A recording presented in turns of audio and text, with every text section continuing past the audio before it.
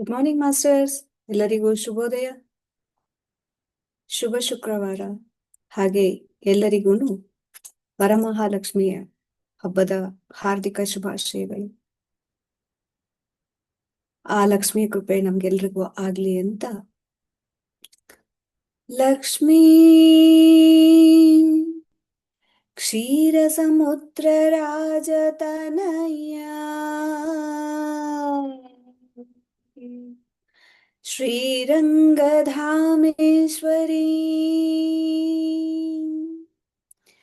दासीभूत समस्त देव वनिता लोकैक दीपांकुरा श्रीमन्मन्दकटाक्ष लब्ध विभव ब्रह्मेन्द्र गंगाधरा त्वां त्रैलोक्य कुटुम्बिनी सरसिजां वन्दे मुकुन्द प्रिया वन्दे मुकुन्द प्रिया सिद्धलक्ष्मीर्मोक्षलक्ष्मी जयलक्ष्मी सरस्वती श्रीलक्ष्मी वरलक्ष्मी च प्रसन्ना मम सर्वदा प्रसन्ना मम सर्वदा.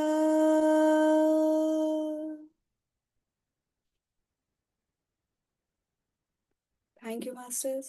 ಎಲ್ಲರಿಗೂ ವರಮಹಾಲಕ್ಷ್ಮಿ ಹಬ್ಬದ ಶುಭಾಶಯಗಳು.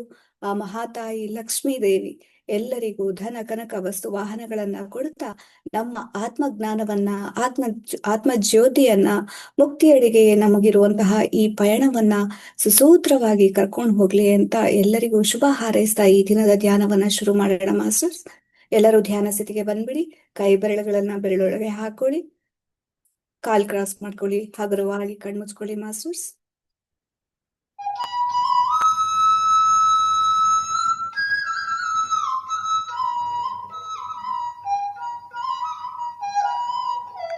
ಹಲೋ ಫ್ರೆಂಡ್ಸ್, ಎಲ್ರಿಗೂ ಕೂಡ ನಮಸ್ತೆ. ಎಲ್ಲ ಆತ್ಮ ಬಂಧುಗಳಿಗೂ ನಮಸ್ಕಾರ. ಬೆಳಗಿನ ಧ್ಯಾನಕ್ಕೆ ಎಲ್ರಿಗೂ ಕೂಡ ಸ್ವಾಗತ. ಎಲ್ಲರೂ ಕೂಡ ಧ್ಯಾನಸ್ಥರಾಗೋಣ. ಕೈ ಬೆರಳುಗಳನ್ನು ಕ್ರಾಸ್ ಮಾಡಿ, ಕಾಲ್ ಕ್ರಾಸ್ ಮಾಡಿ,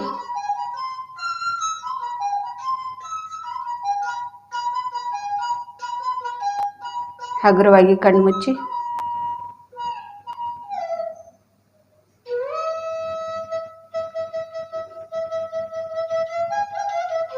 ಸಹಜವಾಗಿ ನಡೀತಾ ಇರೋ ಉಸಿರಾಟವನ್ನೇ ಗಮನಿಸ್ತಾ ಇರೋಣ.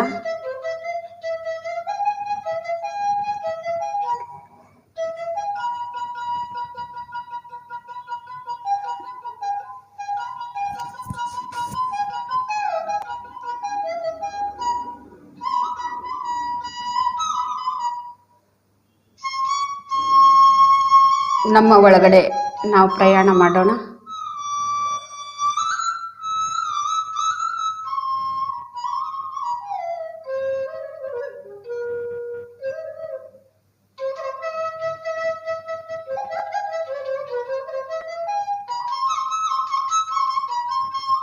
ಯಾವುದು ಕೂಡ ಯೋಚನೆ ಬೇಡ ಫ್ರೆಂಡ್ಸ್.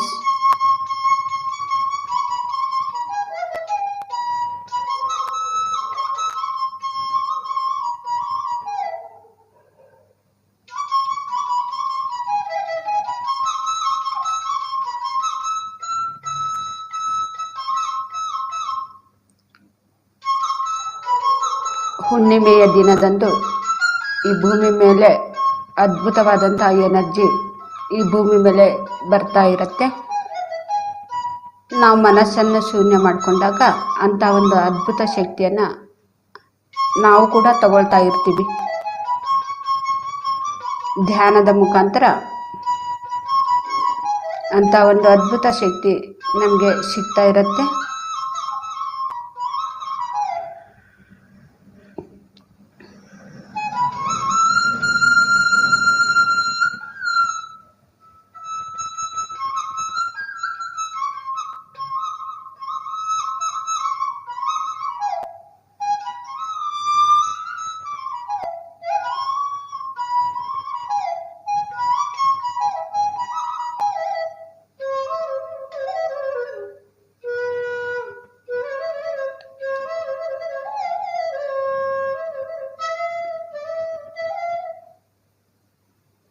ಹುಣ್ಣಿಮೆಯ ಮೊದಲನೆಯ ದಿನ, ಹುಣ್ಣಿಮೆಯ ದಿನ ಮತ್ತು ಹುಣ್ಣಿಮೆಯ ಮಾರನೇ ದಿನ ಕೂಡ ಅದ್ಭುತವಾದಂಥ ಶಕ್ತಿ ಈ ಭೂಮಿ ಮೇಲೆ ಧಾರಾಕಾರವಾಗಿ ಬರ್ತಾ ಇರುತ್ತೆ.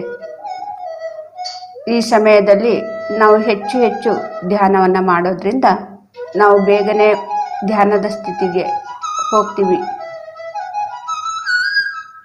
ಮನಸ್ಸನ್ನು ಶೂನ್ಯ ಮಾಡ್ಕೊಳ್ತೀವಿ.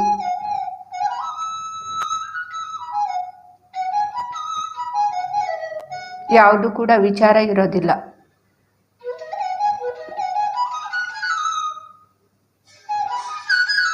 ಏನೇ ಒಂದು ಶರೀರದ ಒಂದು ಸಮಸ್ಯೆ ಇದ್ದರೂ ಕೂಡ ಅದು ಬೇಗನೆ ಗುಣವಾಗುತ್ತೆ. ಆದರೆ ಧ್ಯಾನಕ್ಕೆ ಕೂತ್ಕೊಂಡಾಗ ಸ್ವಲ್ಪ ತೊಂದರೆ ಆಗ್ತಾ ಇರುತ್ತೆ. ಯಾರಿಗೆ ತೊಂದರೆ ಇರುತ್ತೋ ಇಂಥ ಒಂದು ಸಮಯದಲ್ಲಿ, ಹುಣ್ಣಿಮೆಯ ಸಮಯದಲ್ಲಿ ಅವ್ರಿಗೆ ಕೂತ್ಕೊಳ್ಳೋಕ್ಕೆ ಆಗೋದಿಲ್ಲ. ಆದರೂ ಕೂಡ ನಾವು ಕೂತ್ಕೊಂಡು ಧ್ಯಾನವನ್ನು ಮಾಡಬೇಕು. ಅವ್ರಿಗೆ ಏನೇ ಸಮಸ್ಯೆ ಇದ್ದರೂ ಕೂಡ ಅದು ವಾಸಿ ಆಗತ್ತೆ, ಬೇಗನೆ ವಾಸಿ ಆಗತ್ತೆ. ಎಂಥದ್ದೇ ಇರಲಿ, ಅದು ಎಂಥದ್ದೇ ಕಾಯಿಲೆ ಇರಲಿ, ಎಂಥದ್ದೇ ಸಮಸ್ಯೆ ಇರಲಿ,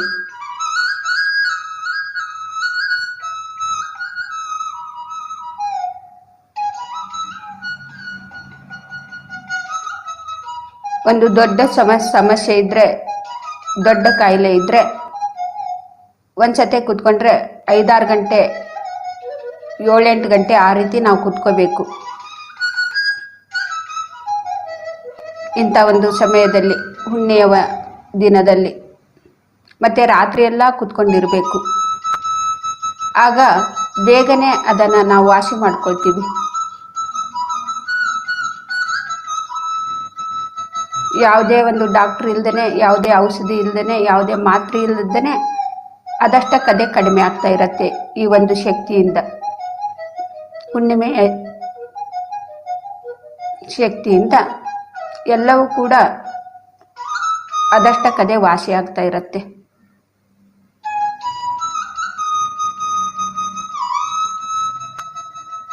ಮತ್ತೆ ನಮಗೂ ಕೂಡ ಧ್ಯಾನದಲ್ಲಿ ಯಾರಿಗೂ ಏನೂ ಕೂಡ ಸಮಸ್ಯೆ ಇಲ್ಲ, ಯಾವುದೂ ಏನೂ ಕೂಡ ಕಾಯಿಲೆ ಇಲ್ಲ, ಆರಾಮಾಗಿದ್ದಾರೆ ಅಂಥವ್ರಿಗೆ ಒಂದು ಆತ್ಮದ ಸ್ಥಿತಿಯಲ್ಲಿ ಅವರು ಜ್ಞಾನವನ್ನು ಹೆಚ್ಚಿಸ್ಕೊಳ್ತಾ ಇರ್ತಾರೆ. ಕಾಯಿಲೆ ಇರೋರು ಮತ್ತು ಸಮಸ್ಯೆ ಇರೋರು ಅದರಿಂದ ಮುಕ್ತಿಯನ್ನು ಪಡಿತಾರೆ. ಯಾವುದೂ ಕೂಡ ಕಾಯಿಲೆ ಇಲ್ಲ, ಏನೂ ಕೂಡ ಸಮಸ್ಯೆ ಇಲ್ಲ, ಸಂಪೂರ್ಣ ಆರೋಗ್ಯವಾಗಿದ್ದಾರೆ. ಆದರೂ ಕೂಡ ಧ್ಯಾನವನ್ನು ಹೆಚ್ಚು ಮಾಡೋದ್ರಿಂದ ಅವರು ಆತ್ಮದ ಒಂದು ಸ್ಥಿತಿಯಲ್ಲಿ ಜ್ಞಾನವನ್ನು ಹೆಚ್ಚಿಸ್ಕೊಳ್ತಾ ಇರ್ತಾರೆ. ಫ್ರೆಂಡ್ಸ್, ನಮಗೆ ಸಮಸ್ಯೆ ಇದ್ದರೆ ನಾವು ಕೂತ್ಕೋಬೇಕು ಅಂತಲ್ಲ, ಸಮಸ್ಯೆ ಇಲ್ಲದೆ ಇದ್ರೂ ಕೂಡ ನಾವು ಕೂತ್ಕೋಬೇಕು.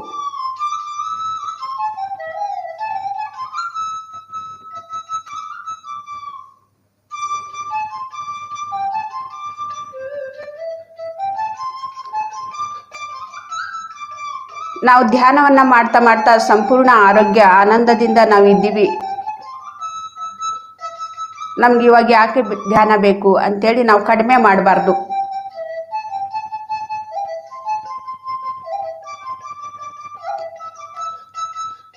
ನಮಗೆ ಕೂತ್ಕೊಳ್ಳೋಕೆ ಆಗದೆ ಇದ್ದಾಗ್ನೂ ಕೂಡ ನಾವು ಕೂತ್ಕೊಳ್ತಾ ಇದ್ವಿ. ಇವಾಗ ನಾವು ಆರಾಮಾಗಿ ನಾವು ಕೂತ್ಕೊಳ್ಳೋದನ್ನು ಕಲ್ತ್ಕೊಂಡಿದ್ದೀವಿ ಅಂದರೆ ನಾವು ಇನ್ನೂ ಜಾಸ್ತಿ ಮಾಡಬೇಕು ಧ್ಯಾನ. ಯಾಕೆಂದರೆ ನಮ್ಮ ಬಗ್ಗೆ ನಾವು ತಿಳ್ಕೋಬೇಕು. ಈ ಪ್ರಾರಬ್ಧದಲ್ಲಿ ಬಂದಂತಹ ಕರ್ಮಗಳನ್ನೆಲ್ಲ ನಾವು ಕಳ್ಕೊಂಡಿದ್ದೀವಿ, ಅದನ್ನೆಲ್ಲ ನಾವು ಶುದ್ಧಿ ಮಾಡ್ಕೊಂಡಿದ್ದೀವಿ. ತಗೊಂಡು ಬಂದಂಥ ಕಾಯಿಲೆಗಳನ್ನೆಲ್ಲ ಶುದ್ಧಿ ಮಾಡ್ಕೊಂಡಿದ್ದೀವಿ ಅಂದಮೇಲೆ ಮತ್ತೆ ಎಷ್ಟೋ ಜನ್ಮದ ಒಂದು ಕರ್ಮ ನಾವು ಕಳ್ಕೋಬೇಕು. ಹಾಗಾಗಿ ನಾವು ಚೆನ್ನಾಗಿದ್ದರೂ ಕೂಡ ನಾವು ಇನ್ನೂ ಹೆಚ್ಚು ಧ್ಯಾನ ಮಾಡಬೇಕು. ಇವಾಗ ನಮಗೆ ಇನ್ನೂ ಹೆಚ್ಚು ಕೂತ್ಕೊಳ್ಳೋದಕ್ಕೆ ಸಾಧ್ಯ ಆಗ್ತಾ ಇದೆ.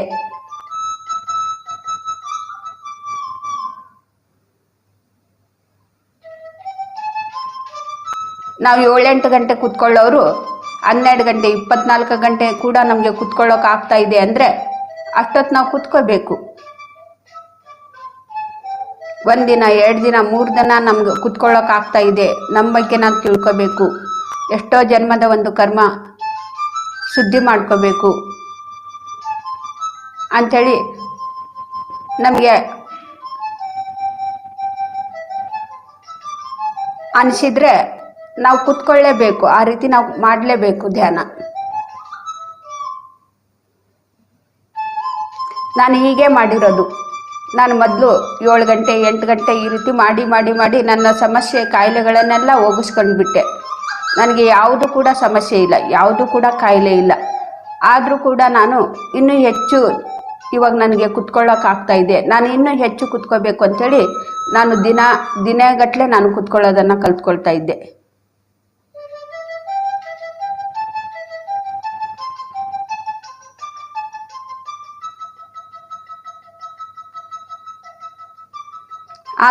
ಹಾಗೆ ಮಾಡೋದ್ರಿಂದನೇ ನನ್ನಲ್ಲಿರುವಂಥ ಒಂದು ದೈವ ಶಕ್ತಿ ನಾನು ಹೆಚ್ಚಿಸ್ಕೊಂಡೆ. ಆಗ ಒಂದು ಭಗವಂತನ ಜೊತೆಗೆ ಆ ದೈವ ಶಕ್ತಿ ಜೊತೆಗೆ ಇರೋದಕ್ಕೂ ನನಗೂ ಕೂಡ ಒಂದು ಅವಕಾಶ ಸಿಕ್ಕಿದೆ. ನೋಡಿ, ನಾವು ಯಾವುದು ಕೂಡ ಕಡಿಮೆ ಮಾಡಬಾರ್ದು, ಹೆಚ್ಚು ಹೆಚ್ಚು ಮಾಡ್ತಾನೆ ಇರಬೇಕು. ಇವಾಗ ನಾವು ಧ್ಯಾನ ಕಡಿಮೆ ಆಗಿದೆ ಅಂದರೆ ನಾವು ಅಲ್ಲಿ ಮತ್ತೆ ಬೇರೆಯವ್ರಿಗೂ ಕೂಡ ನಾವು ಧ್ಯಾನನೂ ಕೂಡ ಹೇಳ್ತಾ ಇರೋದ್ರಿಂದನೂ ಕೂಡ ನಮಗೆ ಆ ಒಂದು ಎನರ್ಜಿ ಸಿಗ್ತಾ ಇರುತ್ತೆ. ಇವತ್ತಿನ ದಿನ ನಾನು ಧ್ಯಾನ ಕಡಿಮೆ ಮಾಡಿದ್ದೀನಿ ಅಂದರೆ ಅಲ್ಲಿ ಧ್ಯಾನ ಪ್ರಚಾರವನ್ನು ನಾವು ಮಾಡ್ತಾ ಇರಬೇಕು, ಅಲ್ಲಿನೂ ಕೂಡ ನಮಗೆ ಎನರ್ಜಿ ಸಿಗ್ತಾ ಇರುತ್ತೆ. ಮತ್ತು ನಾವು ಧ್ಯಾನನೂ ಕೂಡ ಕಡಿಮೆ ಮಾಡಿ ಪ್ರಚಾರನೂ ಕೂಡ ನಾವು ಕಡಿಮೆ ಮಾಡಿದ್ವಿ ಅಂದರೆ ನಮಗೆ ಅಲ್ಲಿ ಸಜ್ಜನ ಸಾಂಗತ್ಯದಲ್ಲಿನೂ ಕೂಡ ಎನರ್ಜಿ ಸಿಗ್ತಾ ಇರುತ್ತೆ. ನಾವು ಅಲ್ಲಿ ಸಮಯ ನಾವು ಅಲ್ಲಿ ಇಡ್ತಾ ಇದ್ದೀವಿ, ನಾವು ಕೇಳೋದಕ್ಕೆ ಸಮಯವನ್ನು ನಾವು ಅಲ್ಲಿ ಇಡ್ತಾ ಇದ್ದೀವಿ ಅಂದರೆ ಅಲ್ಲಿನೂ ಕೂಡ ನಮಗೆ ಎನರ್ಜಿ ಸಿಗ್ತಾ ಇರುತ್ತೆ. ಈ ರೀತಿ ಆಧ್ಯಾತ್ಮಿಕವಾಗಿ ಇರುವುದನ್ನೇ ನಾವು ಮಾಡ್ತಾ ಇದ್ದರೆ ನಮಗೆ ಎಲ್ಲ ಕಡೆಲಿಂದನೂ ಕೂಡ ಒಂದು ಶಕ್ತಿ ಸಿಗ್ತಾ ಇರುತ್ತೆ, ಈ ಆತ್ಮ ತಿಳ್ಕೊಳ್ತಾ ಇರುತ್ತೆ.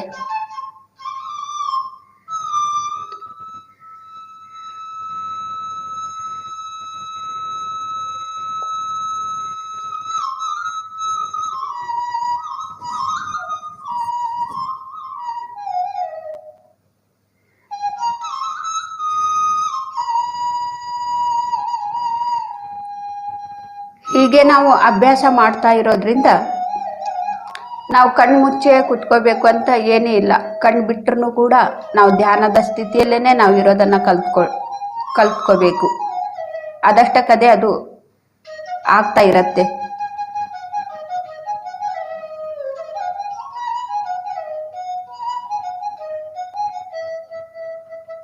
ಆದರೆ ಅದ್ರ ಮೊದಲು ನಾವು ಸ್ವಲ್ಪ ಸಾಧನೆಯನ್ನು ಮಾಡಬೇಕು, ಕುತ್ಕೊಳ್ಳೋದನ್ನು ಕಲ್ತ್ಕೋಬೇಕು, ಉಸಿರಾಟವನ್ನು ಗಮನಿಸ್ತಾ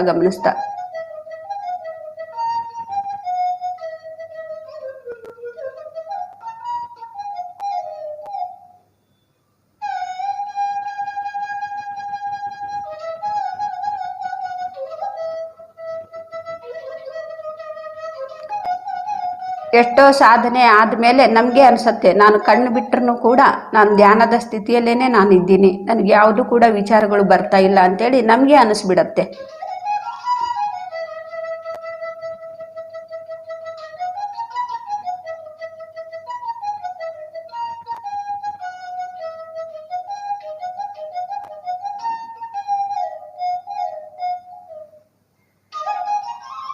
ನಾನು ಫಸ್ಟ್ ಧ್ಯಾನಕ್ಕೆ ಬಂದಾಗ ಧ್ಯಾನ ಮಹಾಯಜ್ಞ, ಧ್ಯಾನ ಮಹಾಚಕ್ರ ಅಂತೇಳಿ ಎಷ್ಟೋ ಫಂಕ್ಷನ್ಗೆ ನಾನು ಅಟೆಂಡ್ ಆಗಿದ್ದೀನಿ. ಅಲ್ಲಿ ಎಲ್ಲ ಕೂಡ ನೃತ್ಯ ಇರ್ತಾ ಇತ್ತು, ಸಂಗೀತ ಇರ್ತಾ ಇತ್ತು, ಧ್ಯಾನ ಕೂಡ ಇರ್ತಾ ಇತ್ತು.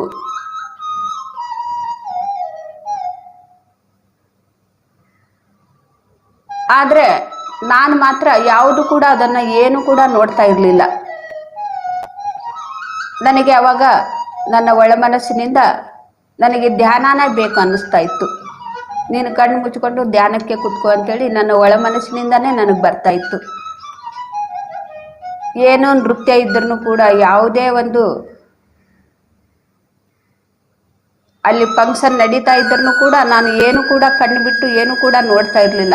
ನನಗೆ ಅವಾಗ ಧ್ಯಾನದ ಒಂದು ತುಂಬ ಅವಶ್ಯಕತೆ ಇತ್ತು. ಹಾಗಾಗಿ ನನ್ನ ಒಳಮನಸ್ಸು ಯಾವಾಗಲೂ ಕೂಡ ಧ್ಯಾನಕ್ಕೇನೆ ಕೂತ್ಕೋ ಅಂತ ಹೇಳ್ತಾ ಇತ್ತು.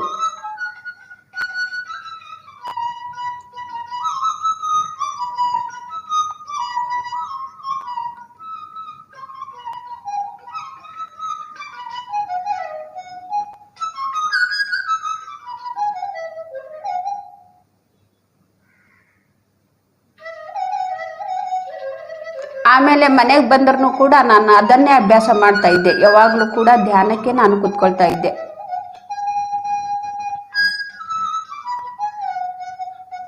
ಯಾಕೆಂದ್ರೆ ನನಗೆ ಅದು ಅಭ್ಯಾಸ ಬೇಕಾಗಿತ್ತು.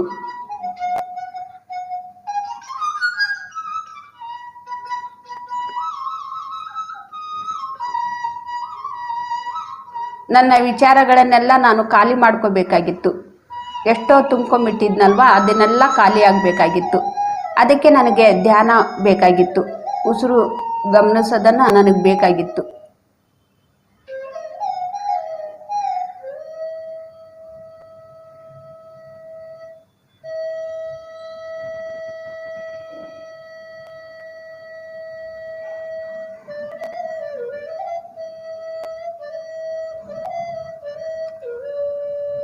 ಎಷ್ಟು ಧ್ಯಾನ ಮಾಡಿದ್ರೂ ಕೂಡ ನನಗೆ ಇನ್ನೂ ಧ್ಯಾನ ಬೇಕು ಬೇಕು ಅಂತ ಅನ್ನಿಸ್ತಾ ಇತ್ತು.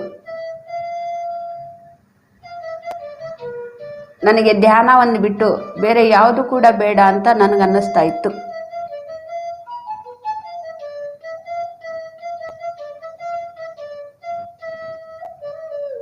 ನನ್ನ ಉಸಿರಿನ ಜೊತೆಗೆ ಇದ್ದಾಗ ನನಗೆ ಯಾವುದು ಕೂಡ ಯಾವೊಂದು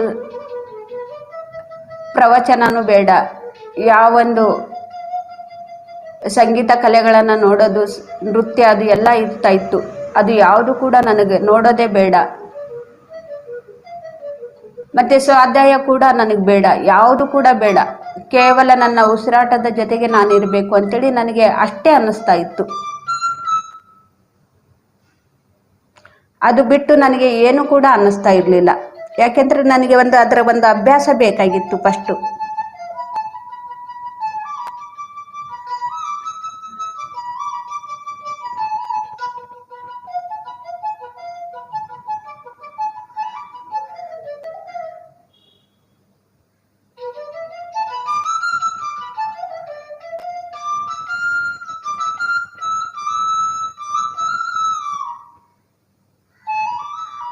ಈ ರೀತಿ ನಾನು ಸುಮಾರು ವರ್ಷಗಳಾದ್ಮೇಲೆ ಆಮೇಲೆ ಇಷ್ಟೊಂದು ಧ್ಯಾನ ಮಾಡ್ತಾ ಇರೋದು ನನಗೆ ಕಡಿಮೆ ಆಯಿತು. ಸ್ವಲ್ಪ ಕನ್ನಡ ಬುಕ್ಸನ್ನು ನಾನು ಓದೋದನ್ನು ಅಂದರೆ ಸ್ವಲ್ಪ ಓದ್ತಾ ಇದ್ದೆ.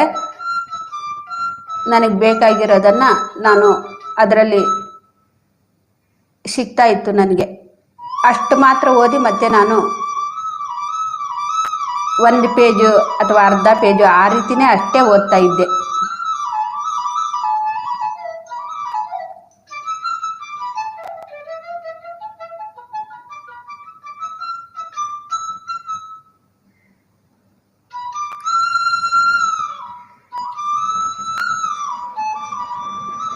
ಈ ರೀತಿ ನಾನು ಫಸ್ಟು ಕಣ್ಣು ಮುಚ್ಚೇನೆ ನಾನು ಅಭ್ಯಾಸ ಮಾಡಿದ್ದೆ. ಇವಾಗ ನನಗೆ ಅನ್ನಿಸ್ತಾ ಇತ್ತು, ಎಷ್ಟೋ ವರ್ಷಗಳಾದಮೇಲೆ ನನಗೆ ಅನ್ನಿಸ್ತಾ ಇತ್ತು, ನಾನು ಕಣ್ಣು ಬಿಟ್ಟರೂ ಕೂಡ ನಾನು ಧ್ಯಾನದ ಸ್ಥಿತಿಯಲ್ಲೇ ಇದ್ದೀನಿ, ಆ ಎನರ್ಜಿ ನನಗೆ ಸಿಗ್ತಾ ಇದೆ ಅಂಥೇಳಿ ನನಗೆ ಅನ್ನಿಸ್ತಾ ಇತ್ತು.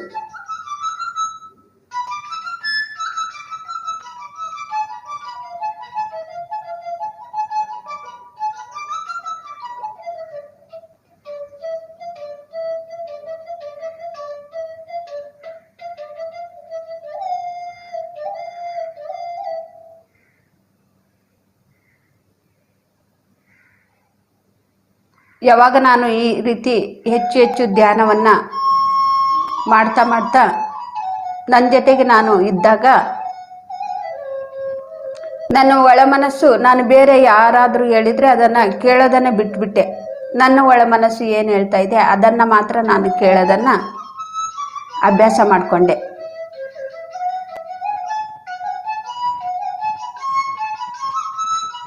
ಆದರೆ ಬೇರೆಯವ್ರದ್ದು ಮಾತನ್ನ ಎಲ್ಲವನ್ನೂ ನಾನು ಕೇಳ್ತಾ ಇದ್ದೆ.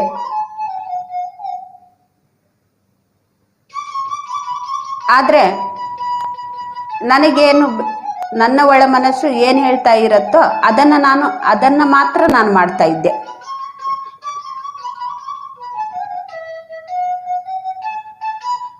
ಈ ರೀತಿ ನನಗೆ ಮಾಡುವಾಗ ಫಸ್ಟು ಸ್ಟಾರ್ಟಿಂಗ್ನಲ್ಲಿ ಒಂಥರ ತೊಂದರೆ ಆಗ್ತಾ ಇತ್ತು ನನಗೆ. ಅವರು ಒಂದು ಹೇಳ್ತಾ ಇದ್ದಾರೆ, ನನ್ನ ಒಳಗಡೆ ಒಂದು ಬರ್ತಾ ಇದೆ, ಅವ್ರು ಹೇಳೋದು ಸರಿನಾ ಅಥವಾ ನನ್ನ ಒಳಗಡೆ ಬರೋದು ಸರಿನಾ ಅಂತೇಳಿ ಆ ರೀತಿ ನನಗೆ ಗೊಂದಲ ಆಗ್ತಾ ಇತ್ತು. ಆದರೂ ಕೂಡ ಬೇರೆಯವರು ಏನಾದರೂ ಪ್ರವಚನ ಹೇಳಿದರೆ ಅದನ್ನು ಕೇಳ್ತಾ ಇದ್ದೆ. ಈ ಗೊಂದಲ ಯಾಕೆ ಆಗ್ತಾ ಇದೆ ಅಂತೇಳಿ ನನಗೆ ಏನು ಕೂಡ ಗೊತ್ತಾಗ್ಲಿಲ್ಲ. ಅವರು ಒಂದು ರೀತಿ ಹೇಳ್ತಾ ಇದ್ದಾರೆ, ನನಗೊಂದು ರೀತಿ ಅನ್ನಿಸ್ತಾ ಇದೆಯಲ್ಲ ಒಳಗಡೆ ಅಂಥೇಳಿ ನನಗೆ ಆ ರೀತಿ ಅನ್ನಿಸ್ತಾ ಇತ್ತು. ಎಲ್ಲರ ಮಾತನ್ನು ಕೇಳುವಾಗ ಅವರೆಲ್ಲ ಕೂಡ ಸರಿಯಾಗಿಯೇ ಹೇಳ್ತಾರೆ ಅಂತ ನನಗೆ ಅನ್ನಿಸ್ತಾ ಇರಲಿಲ್ಲ. ಅಂದರೆ ಅವ್ರಿಗೇನು ಅನುಭವ ಆಗಿದೆ ಅವ್ರು ಹೇಳ್ತಾ ಇದ್ದಾರೆ, ನಾನೇನು ಅನ್ಕೊಂಡಿದ್ದೆ ಅವ್ರು ಹೇಳೋದನ್ನೇ ನಾನು ಮಾಡಬೇಕು ಅಂತೇಳಿ ನಾನು ಆ ರೀತಿ ಅನ್ಕೊಳ್ತಾ ಇದ್ದೆ ಫಸ್ಟು ಸ್ಟಾರ್ಟಿಂಗ್ನಲ್ಲಿ. ಮತ್ತು ನನ್ನ ಒಳಗಡೆ ಈ ರೀತಿ ಬರ್ತಾ ಇದೆಯಲ್ಲ ಅಂಥೇಳಿ ನನಗೆ ಕನ್ಫ್ಯೂಸು. ಅವ್ರು ಹೇಳೋದನ್ನು ಮಾಡಬೇಕಾ ಅಥವಾ ನನ್ನ ಒಳ ಮನಸ್ಸು ಏನು ಹೇಳ್ತಾ ಇದೆ ಅದನ್ನು ಮಾಡಬೇಕಾ ಅಂಥೇಳಿ.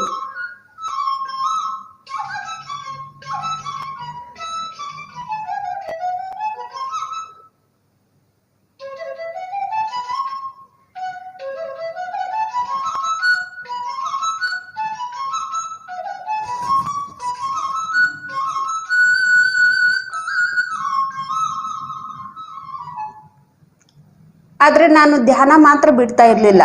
ಆ ಒಂದು ಕನ್ಫ್ಯೂಷನ್ ಆಗ್ತಾ ಇರುವಾಗ್ಲೂ ಕೂಡ ಇದು ಯಾಕೆ ಈ ರೀತಿ ಆಗ್ತಾ ಇದೆ, ಇಷ್ಟು ಧ್ಯಾನ ಮಾಡಿದ್ರೂ ಕೂಡ ಮತ್ತು ಬೇರೆಯವರು ಒಂದು ಧ್ಯಾನದ ಅನುಭವ ಕೇಳಿದ್ರೂ ಕೂಡ ಯಾಕೆ ಈ ರೀತಿ ನನಗೆ ತೊಂದರೆ ಆಗ್ತಾ ಇದೆ ಅಂಥೇಳಿ. ಯಾಕೆಂದರೆ ಅವ್ರು ಹೇಳಿದ್ದನ್ನೇ ನಾನು ಮಾಡಬೇಕು ಅಂಥೇಳಿ ಆ ರೀತಿ ನಾನು ಅನ್ಕೊಳ್ತಾ ಇದ್ದೆ. ಅವ್ರು ಹೇಳ್ತಾ ಇರೋದು ಅವ್ರಿಗೆ ಎಷ್ಟು ಅನುಭವ ಆಗಿದೆ, ಅವ್ರು ಹೇಳ್ತಾ ಇರೋದನ್ನೇ ನಾನು ಮಾಡಬೇಕು, ಅದನ್ನೇ ಸರಿ ಅಂಥೇಳಿ. ಯಾವಾಗಲೂ ಕೂಡ ನಾವು ಹೊರಗಡೆನೆ ನೋಡಿರೋದನ್ನೇ ಸರಿ ಅಂದ್ಕೊಳ್ತೀವಲ್ವ. ಈ ಧ್ಯಾನದಲ್ಲಿನೂ ಕೂಡ ನನಗೆ ಅದೇ ಆಯಿತು. ಅವ್ರಿಗೇನು ಅನುಭವ ಆಗಿದೆ ಅದೇ ಸರಿ ಅಂಥೇಳಿ. ಆವಾಗ ಇಷ್ಟೊಂದು ಇರಲಿಲ್ಲ. ಎಲ್ಲಾದರೂ ಒಂದು ಸ್ವಲ್ಪ ಕೇಳೋಕ್ಕೋದ್ರೆ ನನಗೆ ಆ ರೀತಿ ಅನ್ನಿಸ್ತಾ ಇತ್ತು.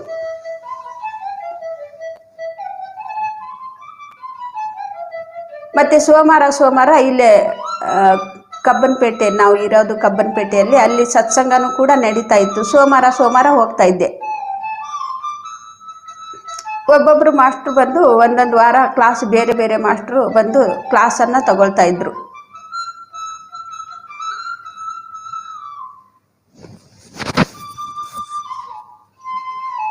ಆ ಗುಂಪಿನಲ್ಲಿ ನಾನು ಅಲ್ಲಿ ಏನು ಇರ್ತಾ ಇತ್ತು ಅಂದರೆ 1 ಗಂಟೆ ಧ್ಯಾನ, 1 ಗಂಟೆ ಪ್ರವಚನ, ಆ ರೀತಿ ಮಾಡ್ತಾಯಿದ್ರು. 1 ಗಂಟೆ ಧ್ಯಾನದಲ್ಲಿ ನಾನು ಎನರ್ಜಿಯನ್ನು ಪಡ್ಕೊಳ್ತಾ ಇದ್ದೆ.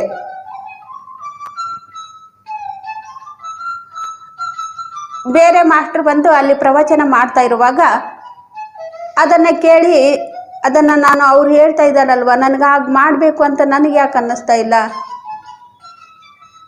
ಅವ್ರು ಹೇಳೋದು ಸರಿ ಇದ್ರೆ ನಾನು ಅದನ್ನೇ ಮಾಡಬೇಕು ಅಂತೇಳಿ. ಆದರೆ ಒಂದೊಂದು ಸತಿ ನನ್ನ ಒಳ ಮನಸ್ಸು ಒಪ್ಕೊಳ್ತಾ ಇರಲಿಲ್ಲ ಅದನ್ನು ಮಾಡೋದಕ್ಕೆ.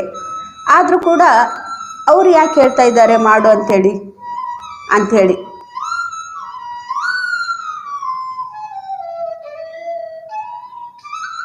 ಅವ್ರಿಗದು ಅನುಭವ ಆಗಿರೋದನ್ನು ಅವ್ರು ಹೇಳ್ಕೊಳ್ತಾ ಇದ್ದಾರೆ. ಪ್ರತಿಯೊಬ್ಬರ ಅನುಭವವನ್ನು ಕೂಡ ನಾವು ಕೇಳಬೇಕು. ಅವರು ಕೂಡ ಹೇಳ್ತಾ ಇದ್ದಾರೆ.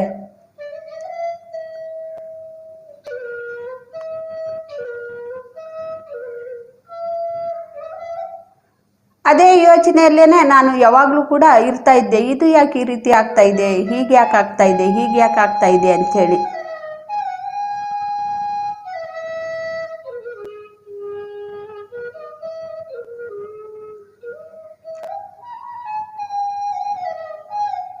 ಒಂದೊಂದ್ಸತಿ ಅವರು ಭಜನೆಗಳನ್ನೆಲ್ಲ ಮಾಡಿಸ್ತಾ ಇದ್ರು.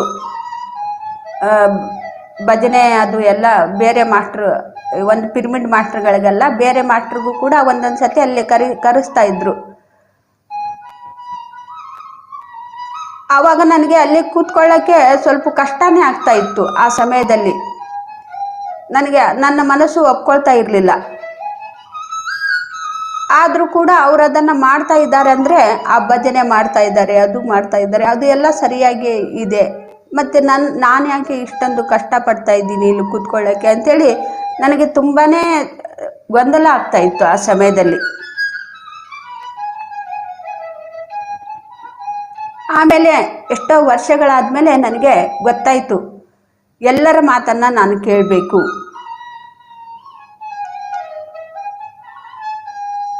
ಎಲ್ಲರ ಒಂದು ಪ್ರವಚನವನ್ನು, ಎಲ್ಲ ಒಂದು ಅನುಭವಗಳನ್ನು, ಎಲ್ಲರ ಒಂದು ಅನುಭವಗಳನ್ನು ನಾನು ಕೇಳಬೇಕು. ನನ್ನ ಒಳ ಮನಸ್ಸು ಏನು ಹೇಳ್ತಾ ಇದೆ ಅದನ್ನೇ ನಾನು ಮಾಡಬೇಕು ಅಂಥೇಳಿ.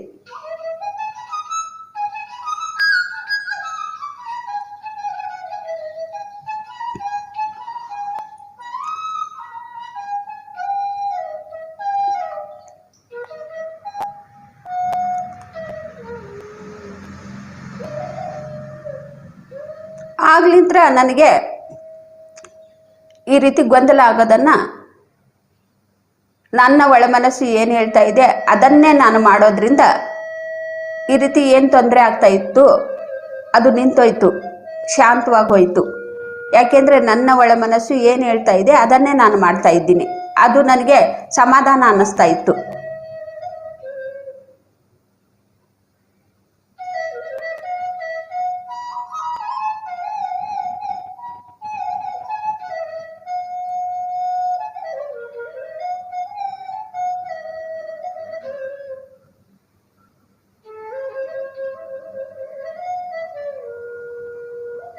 ಆಗ್ಲಿಂದ್ರೂ ಕೂಡ ಇದುವರೆಗೂ ಕೂಡ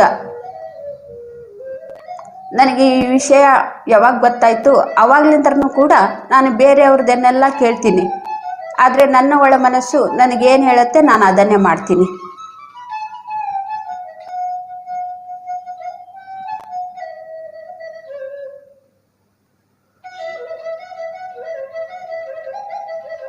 ನನ್ನ ಒಳ ಮನಸ್ಸು ನನಗೆ ಹೇಳೋದನ್ನು ಏನು ಹೇಳ್ತಾ ಇದೆ ಅದನ್ನು ಕೇಳೋದ್ರಿಂದ ನಾನು ಆತ್ಮದ ಸ್ಥಿತಿಯಲ್ಲಿ ನಾನು ಒಂದು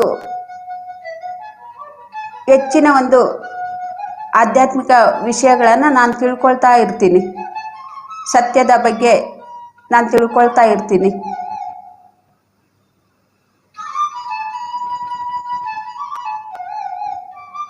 ಇವಾಗ ಯಾರೇ ಒಂದು ಪ್ರವಚನದಲ್ಲಿ ಹೋದ್ರೂ ಕೂಡ, ಯಾರೇ ಒಂದು ಏನೇ ಮಾತಾಡಿದ್ರೂ ಕೂಡ ನಾನು ಅದನ್ನು ತಗೊಳ್ಳೋದಿಲ್ಲ. ನನಗೆ ಬೇಕಾದರೆ ಮಾತ್ರ ಅದನ್ನು ನಾನು ತಗೊಳ್ತೀನಿ. ಅದು ಬೇಕಾಗಿದ್ದರೆ ಮಾತ್ರ, ಇಲ್ಲ ಅಂದರೆ ಇಲ್ಲ. ಅದರ ಒಂದು ಅವಶ್ಯಕತೆ ನನಗಿದೆ ಅಂದರೆ ಅದನ್ನು ಕೂಡ ನಮಗೆ ಗೊತ್ತಾಗ್ಬಿಡತ್ತೆ, ಅವ್ರು ಹೇಳೋದು ನನಗೆ ಬೇಕಾಗಿದೆ ಅಂಥೇಳಿ.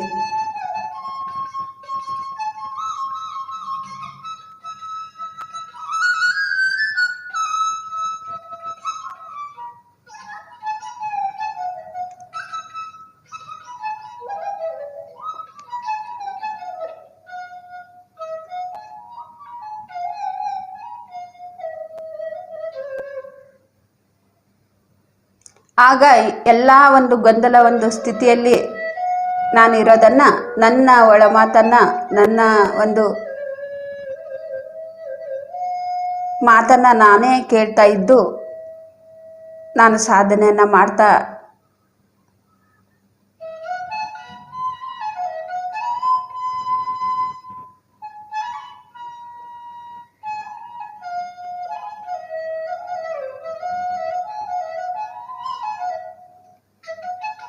ಆ ಒಂದು ಗೊಂದಲವನ್ನು ಬಿಟ್ಟೋದ್ಮೇಲೆ, ಅದು ಏನಾಗ್ತಾ ಇತ್ತು ಗೊಂದಲ ಅದು ಬಿಟ್ಟೋದ್ಮೇಲೆ ನಾನು ಕಣ್ಣು ಮುಚ್ಚೇ ಧ್ಯಾನಕ್ಕೆ ಕುತ್ಕೋಬೇಕು ಅಂತ ಏನಿಲ್ಲ. ನಾನು ಕಣ್ಣು ಬಿಟ್ಟರೂ ಕೂಡ ನಾನು ಧ್ಯಾನದ ಸ್ಥಿತಿಯಲ್ಲೇ ಇರ್ತೀನಿ.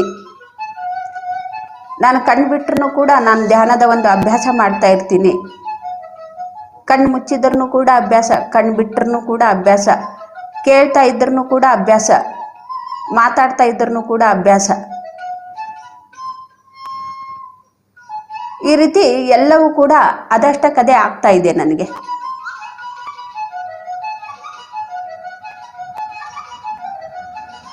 ಧ್ಯಾನದ ಸ್ಥಿತಿಯಲ್ಲೇ ಇದ್ದಾಗ, ಅರಿವಿನಿಂದ ನಾನಿದ್ದಾಗ, ಏನೇ ಮಾತಾಡ್ತಾ ಇದ್ರೂ, ಬೇರೆಯವರು ಏನೇ ಮಾತಾಡ್ತಾ ಇದ್ರೂ ಕೂಡ ಆ ಅರಿವು ಯಾವುದನ್ನ ತಗೋಬೇಕು ಅದನ್ನ ಮಾತ್ರ ತಗೊಳ್ತಾ ಇರತ್ತೆ. ಏನೇ ನೋಡ್ತಾ ಇದ್ರೂ ಕೂಡ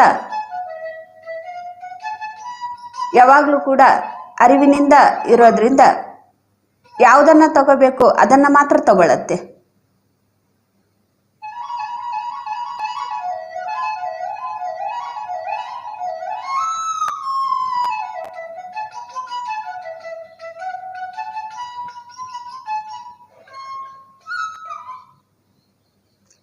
ಹೀಗೇನೆ ನಾವು ಅಭ್ಯಾಸ ಮಾಡ್ತಾ ಇರಬೇಕು.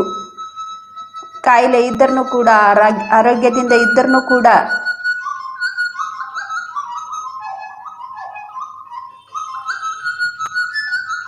ಸಮಸ್ಯೆ ಇದ್ರೂ ಕೂಡ ಸಮಸ್ಯೆದಿಂದ ಮುಕ್ತರಾದ್ರೂ ಕೂಡ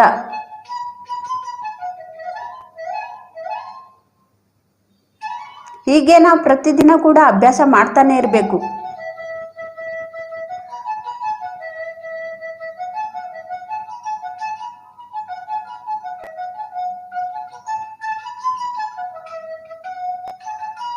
ನಾವು ಯಾವತ್ತೂ ಕೂಡ ಅನ್ಕೋಬಾರ್ದು ನಮ್ದು ಕಲ್ತ್ಕೊಳ್ಳೋದು ಎಲ್ಲ ಆಯಿತು ಅಂಥೇಳಿ ನಾವು ಯಾವತ್ತೂ ಕೂಡ ಅನ್ಕೋಬಾರ್ದು. ನಾನು ಕಲ್ತ್ಕೊಳ್ಳೋದು ಎಲ್ಲ ಆಯಿತು ಅಂತೇಳಿದರೆ ನಾವು ಅಲ್ಲೇ ನಿಂತ್ಕೊಂಡು ಬಿಡ್ತೀವಿ.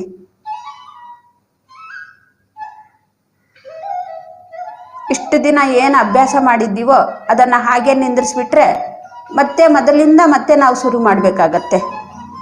ಯಾವತ್ತೂ ಕೂಡ ನಂದು ಕೆಲಸ ಆಯಿತು ಅಂಥೇಳಿ ನಾವು ಯಾವತ್ತೂ ಕೂಡ ನಿಲ್ಲಿಸಬಾರ್ದು. ಯಾವಾಗ ನಾವು ನಿಲ್ಲಿಸ್ತೀವಿ ಮತ್ತೆ ನಾವು ಎಲ್ಲವನ್ನೂ ಕೂಡ ಮರ್ತು ಬಿಡ್ತೀವಿ. ಮತ್ತೆ ಮೊದಲಿಂದ ನಾವು ಶುರು ಮಾಡಬೇಕು.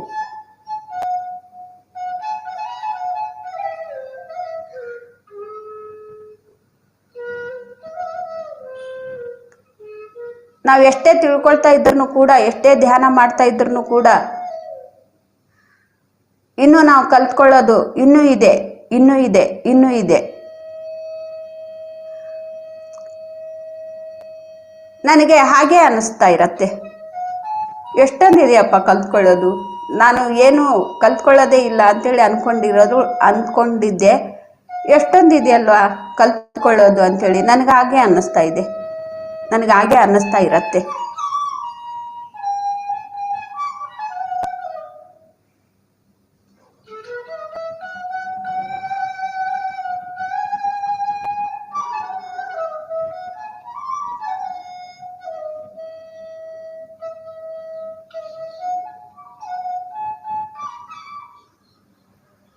ಯಾವಾಗ ನನ್ನ ಮಾತು ನಾನು ಕೇಳ್ತಾ ನಾನು ಮುಂದೆ ಪ್ರಯಾಣ ಮಾಡ್ತಾ ಇದ್ದಾಗ ಅಲ್ಲಿ ನಮಗೆ ಯಾವ ಭಯನೂ ಕೂಡ ಇರೋದಿಲ್ಲ. ನಮ್ಮ ಒಳ ಮನಸ್ಸನ್ನು ಏನು ಹೇಳುತ್ತೆ ಹಾಗೇ ನಾವು ಪ್ರಯಾಣ ಮಾಡ್ತಾ ಇದ್ದರೆ ನಮಗೆ ಯಾವುದು ಕೂಡ ಭಯನೇ ಇರೋದಿಲ್ಲ. ನಾವು ಬೇರೆಯವ್ರ ಮಾತನ್ನು ಕೇಳಿ ಬೇರೆಯವರು ಏನು ಹೇಳ್ತಾರೆ ಅದನ್ನು ಮಾಡೋದ್ರಿಂದ ನಮಗೆ ಅಲ್ಲಿ ಭಯ ಆಗತ್ತೆ. ಯಾಕೆಂದರೆ ಅವ್ರು ಹೇಳಿದ್ದು ನಮಗೂ ಯಾವುದು ಕೂಡ ಸಂಬಂಧನೇ ಇಲ್ಲ, ಆದರೂ ಕೂಡ ಅವ್ರು ಹೇಳಿದ್ದನ್ನು ನಾವು ಮಾಡ್ತಾ ಇದ್ದೀವಿ ಅಂದರೆ ಅದು ಅವ್ರಿಗೂ ಅವ್ರ ಒಂದು ಅನುಭವಕ್ಕೂ ನಮ್ಮ ಒಂದು ಆತ್ಮದ ಒಂದು ಸ್ಥಿತಿಗೂ ಏನು ಕೂಡ ಸಂಬಂಧನೇ ಇಲ್ಲ, ಆದರೂ ಕೂಡ ನಾವು ಮಾಡ್ತಾ ಇರ್ತೀವಿ.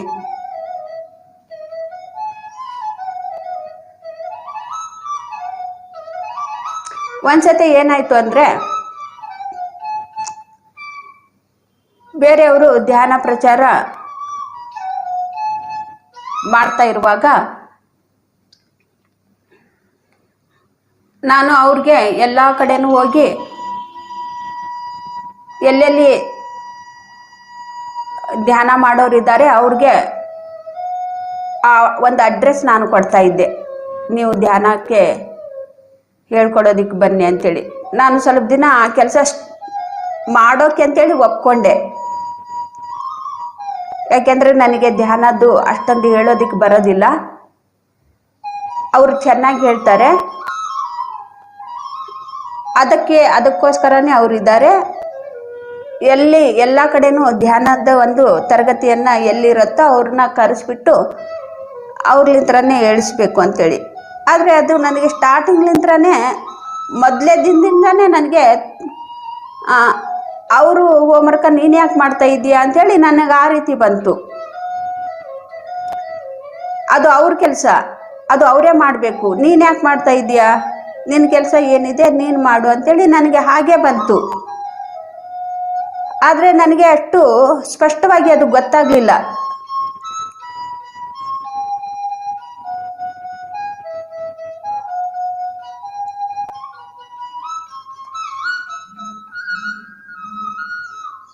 ನನಗೆ ಆ ಒಂದು ಸಮಯದಲ್ಲಿ ನೀನೇ ಧ್ಯಾನದ ಒಂದು ಬೋಧನೆಯನ್ನು ಮಾಡು ಅಂತೇಳಿ ನನಗೆ ಬಂದಿತ್ತು. ನಾನು ಈ ರೀತಿನೂ ಕೂಡ ಮಾಡ್ಬೋದಲ್ಲ, ನನಗೆ ಬರ್ತಾ ಇಲ್ಲ ಅಂಥೇಳಿ ನಾನು ಈ ರೀತಿ ಮಾಡಿದೆ. ನನ್ನ ಒಳ ಮನಸ್ಸು ಏನು ಹೇಳ್ತಾ ಇತ್ತು, ನೀನೇ ಇವಾಗ ಬೋಧನೆಯನ್ನು ಮಾಡ್ಬೋದು ಅಂಥೇಳಿ.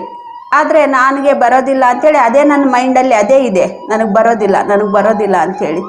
ಹಾಗಾಗಿ ಯಾರಿಗೆ ಬರುತ್ತೆ ಅವ್ರನ್ನ ಈ ರೀತಿನಾದರೂ ಮಾಡಿ ಸಮಾಧಾನ ಪಡ್ಕೊಳ್ಳೋಣ ಅಂಥೇಳಿ. ಆದ್ರೆ ನನಗೆ ಅಲ್ಲಿ ಸಮಾಧಾನ ಆಗಲಿಲ್ಲ. ಅವ್ರ ಹೋಮ್ವರ್ಕ ನೀನು ಯಾಕೆ ಮಾಡ್ತಾ ಇದ್ದೀಯಾ ಅಂಥೇಳಿ, ನಿನ್ಗೇನು ಕೊಟ್ಟಿದೆ ಹೋಮ್ವರ್ಕ ನೀನು ಮಾಡು ಅಂಥೇಳಿ. ಇದೇನು ಈ ರೀತಿ ಆಗ್ತಾ ಇದೆ ಅಂಥೇಳಿ ಸ್ವಲ್ಪ ದಿನ ನಾನು ಮಾಡಿದೆ. ಅದು ದಿನೇ ನನಗೆ ತೊಂದರೆನೇ ಕೊಡ್ತಾ ಇತ್ತು.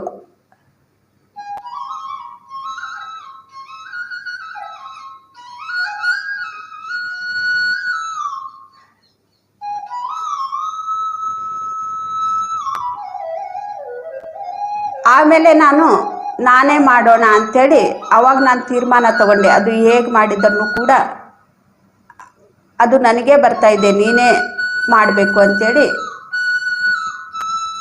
ಬೇರೆಯವ್ರನ್ನ ಅವ್ರನ್ನ ಕರೆಸಿ ಅವ್ರಿಗೆ ಮಾಡೋದಲ್ಲ, ನಾನೇ ಮಾಡೋಣ ಇದು ಅಂಥೇಳಿ. ಆದರೆ ಏನು ಮೊದಲು ಅವ್ರ ಮುಖಾಂತರ ನಾನು ತಿಳ್ಕೊಬೇಕು ಅಂಥೇಳಿ. ಅವ್ರು ಏನು ಹೇಳ್ತಾರೆ, ಯಾವ ರೀತಿ ಕ್ಲಾಸ್ ತಗೊಳ್ತಾರೆ, ನಾನು ಕೂಡ ಅದನ್ನೇ ಮಾಡಬೇಕು, ಅವ್ರಿಗೆ ಕಾಪಿ ಮಾಡಬೇಕು ಅಂಥೇಳಿ ನಂದು ಏನು ಕೂಡ ಗೊತ್ತಿಲ್ವಲ್ಲ ನನಗೆ. ಅದಕ್ಕೆ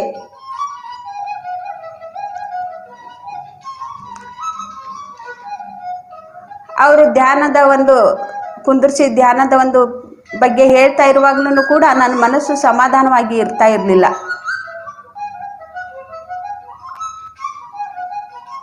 ಈ ರೀತಿ ಮಾಡಿದ್ರು ಕೂಡ ನನಗೆ ಸಮಾಧಾನ ಆಗ್ತಾ ಇಲ್ವಲ್ಲ ಅಂಥೇಳಿ ಮತ್ತೆ ನಾನು ಈ ರೀತಿ ಮಂಡಲ ಧ್ಯಾನಗಳನ್ನು ಮಾಡೋದನ್ನು ಶುರು ಮಾಡಿಕೊಂಡೆ. ನಿನಗೇನು ಬರುತ್ತೆ ನೀನು ಅದನ್ನೇ ಹೇಳು ಅಂಥೇಳಿ ಹೇಳಿದಾಗ ನಾನು ಆವಾಗ ಸುಮ್ಮನೆ ಉಸಿರಾಟವನ್ನೇ ಗಮನಿಸ್ತಾ ಇರಿ, ಏನು ಕೂಡ ಆ ಕಡೆ ಈ ಕಡೆ ಯೋಚನೆ ಮಾಡಬೇಡಿ ಅಂಥೇಳಿ ಅಷ್ಟೇ ನನಗೆ ಬರ್ತಾ ಇತ್ತು. ಅದು ಬಿಟ್ಟು ನನಗೆ ಏನು ಕೂಡ ಮಾತಾಡೋಕ್ಕೆ ಬರ್ತಾ ಇರಲಿಲ್ಲ.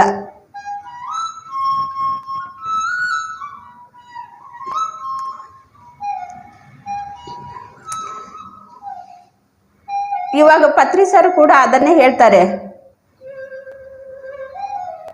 ಏನು ಹೇಳ್ತಾರೆ ಅಂದರೆ, ನೀವು ಒಂದಿನ ಇವತ್ತು ಏನು ಕಲ್ತ್ಕೊಂಡಿದ್ದೀರಾ ಉಸಿರನ್ನು ಗಮನಿಸೋದನ್ನು, ಧ್ಯಾನವನ್ನು ಹೇಗೆ ಮಾಡಬೇಕು ಅದನ್ನೇ ಅಷ್ಟು ಮಾತ್ರ ಹೇಳ್ಕೊಡಿ, ನೀವು ಏನು ಕೂಡ ಹೆಚ್ಚಿಂದ ಹೇಳೋದು ಒಂದು ಅವಶ್ಯಕತೆನೇ ಇಲ್ಲ ಅಂಥೇಳಿ ಅವರು ಕೂಡ ಅದನ್ನೇ ಹೇಳ್ತಾ ಇದ್ರು. ಆವಾಗ ನಾನು ಇಷ್ಟೇ ಹೇಳಿ ಸುಮಾರು ಜನಕ್ಕೆ ಇಷ್ಟೇ ಹೇಳಿನೇ ನಾನು ಧ್ಯಾನಕ್ಕೆ ಕುಂದಿರ್ಸೋದ್ರಿಂದ ಅದು ನನಗೆ ಸಮಾಧಾನ ಕೊಡ್ತಾ ಇತ್ತು. ನಾನು ಅವ್ರಿಗೇನು ಹೇಳ್ತಾ ಇರಲಿಲ್ಲ, ಕಣ್ಣು ಮುಚ್ಚಿರಿ, ಉಸಿರಾಟವನ್ನೇ ಗಮನಿಸ್ತಾ ಇರಿ, ಇದನ್ನೇ ಪದೇ 1 ಗಂಟೆವರೆಗೂ ಇದು ಬಿಟ್ಟು ಬೇರೆ ಏನೂ ಕೂಡ ಅವ್ರಿಗೆ ಹೇಳ್ತಾ ಇರಲಿಲ್ಲ. ಅವರು ಅಷ್ಟಕ್ಕೇ ತುಂಬ ಚೆನ್ನಾಗಾಯಿತು ಮೇಡಮ್ ಧ್ಯಾನ ಅಂತ ಹೇಳ್ತಾ ಇದ್ರು. ನೀವು ಅವಾಗವಾಗ ಉಸಿರನ್ನೇ ಗಮನಿಸ್ತಾ ಇರಿ ಅಂತ ಹೇಳ್ತೀರಲ್ವಾ, ನಮ್ಮ ಯೋಚನೆ ಆ ಕಡೆ ಈ ಕಡೆ ಹೋಗ್ತಾ ಇತ್ತು. ಮತ್ತೆ ನೀವು ಉಸಿರನ್ನೇ ಗಮನಿಸ್ತಾ ಇರು ಅಂದಾಗ ಮತ್ತೆ ನಾವು ಉಸಿರಿನ ಕಡೆ ಬರ್ತಾ ಇದ್ವಿ ಅಂಥೇಳಿ ಅವರು ನನಗೆ ಅನುಭವ ಹೇಳೋದನ್ನು ಶುರು ಮಾಡಿದರು. ಅಯ್ಯೋ, ಇಷ್ಟೇ ಹೇಳೋದ್ರಲ್ಲಿನೂ ಕೂಡ ಅವ್ರಿಗೆ ಅದು ಉಪಯೋಗ ಆಗ್ತಾ ಇದೆ. ಅವರು ಹೇಳಿರೋದನ್ನು ಕೇಳಿ ನನಗೆ ನಾನು ಮಾಡಬೇಕಾಗಿರೋದು ಇಷ್ಟೇ ಅಂಥೇಳಿ ಸುಮಾರು ವರ್ಷಗಳನ್ನು ನಾನು ಇಷ್ಟೇ ಹೇಳಿದ್ದೀನಿ, ಇದಕ್ಕಿಂತ ಹೆಚ್ಚಿಗೆ ಏನು ಕೂಡ ಹೇಳಿಲ್ಲ. ಕೈ ಬೆರಳುಗಳನ್ನು ಕ್ರಾಸ್ ಮಾಡಿ, ಕಾಲು ಕ್ರಾಸ್ ಮಾಡಿ, ಕಣ್ಣು ಮುಚ್ಚಿ, ಉಸಿರನ್ನೇ ಗಮನಿಸಿ, ಇಷ್ಟೇ ಹೇಳ್ತಾ ಇದ್ದೆ 1 ಗಂಟೆವರೆಗೂ. ಇದು ಬಿಟ್ಟು ಬೇರೆ ಏನು ಕೂಡ ಹೇಳ್ತಾ ಇರಲಿಲ್ಲ.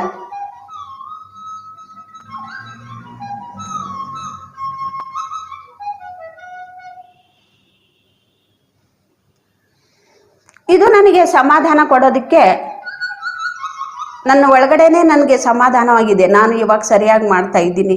ನನಗೆ ಏನು ಮಾಸ್ಟ್ರು ಏನು ಹೇಳಿದ್ದಾರೆ ಹೋಮ್ವರ್ಕ್ ಮಾಡೋದಕ್ಕೆ, ಅದನ್ನು ನಾನೇ ಮಾಡ್ತಾ ಇದ್ದೀನಿ, ಇಲ್ಲಿ ನಾನು ಸಮಾಧಾನವಾಗಿದ್ದೀನಿ ಅಂತೇಳಿ ನನಗೆ ಅನ್ನಿಸ್ತಾ ಇತ್ತು.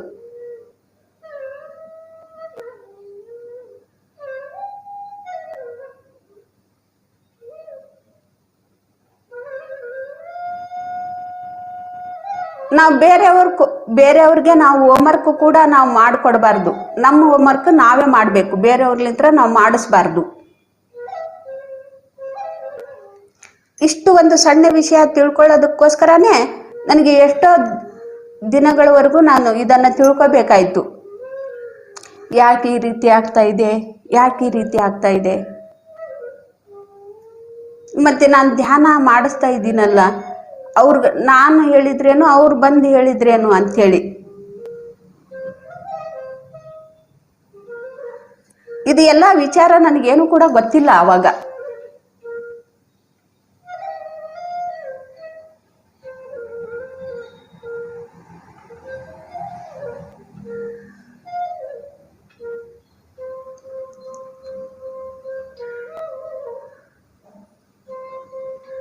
ನನಗೆ ಧ್ಯಾನದಲ್ಲಿ ಏನು ಬಂದಿತ್ತು, ನೀನು ಬೋಧನೆಯನ್ನ ಮಾಡ್ಬೋದು, ಇವಾಗ ನೀನು ಮಾಡು ಅಂತೇಳಿ ನನಗೆ ಬಂದಿತ್ತು. ನಾನು ಮೈಂಡಲ್ಲಿ ಏನು ಫಿಕ್ಸ್ ಮಾಡ್ಕೊಂಡಿದ್ದೀನಿ, ನನಗೇನು ಕೂಡ ಬರೋದಿಲ್ಲ ಅಂಥೇಳಿ.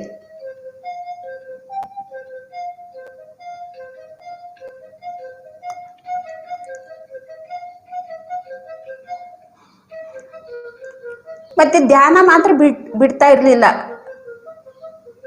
ನನ್ನ ಒಳಗಡೆ ಇದು ನಡೀತಾನೆ ಇರ್ತಾ ಇತ್ತು. ಯಾಕೆ ಈ ರೀತಿ ಧ್ಯಾನದಲ್ಲಿ ಕೂತ್ಕೊಂಡಾಗ ನಾನು ಅನ್ಕೊಳ್ತಾನೆ ಇದ್ದೆ, ಯಾಕೆ ಈ ರೀತಿ ಆಗ್ತಾ ಇದೆ, ಯಾಕೆ ಈ ರೀತಿ ಆಗ್ತಾ ಇದೆ, ಮನಸ್ಸು ಯಾಕೆ ಈ ರೀತಿ ತಡ್ಪಡಿಸ್ತಾ ಇದೆ. ಧ್ಯಾನ ಮಾಡ್ತಾ ಇದ್ದೀನಿ, ಧ್ಯಾನ ಮಾಡೋರ್ಗೂ ಕೂಡ ಎಲ್ರಿಗೂ ಕೂಡ ಪಾಂಪ್ಲೆಟ್ ಕೊಡ್ತಾ ಇದ್ದೀನಿ, ಎಲ್ರಿಗೂ ಕೂಡ ಕೂಡಿಸ್ತಾ ಇದ್ದೀನಿ, ಧ್ಯಾನಕ್ಕೆ ಕೂತ್ಕೊಳ್ಳಿ ಅಂತೇಳಿ ನಾನು ಹೇಳ್ತಾ ಇರಲಿಲ್ಲ. ಬೇರೆಯವ್ರು ಬಂದೇನೆ ಅದು ಅವರು ಇರ್ತಾ ಇತ್ತು. ಯಾಕೆಂದ್ರೆ ಅವ್ರಿಗೆ ಹೇಗೆ ಕೂತ್ಕೋಬೇಕು ಅಂತೇಳಿ ನನಗೆ ಹೇಳೋಕ್ಕೂ ಕೂಡ ಗೊತ್ತಿಲ್ಲ. ಕನ್ನಡದಲ್ಲಿ ಕೂತ್ಕೊಳ್ರಿ, ಕೈ ಬೆರಳನ್ನ ಕ್ರಾಸ್ ಮಾಡಿ ಅದು ಕೂಡ ನನಗೆ ಗೊತ್ತಿಲ್ಲ, ಅದು ಯಾವ ರೀತಿ ಬರಬೇಕು ಅಂತೇಳಿ.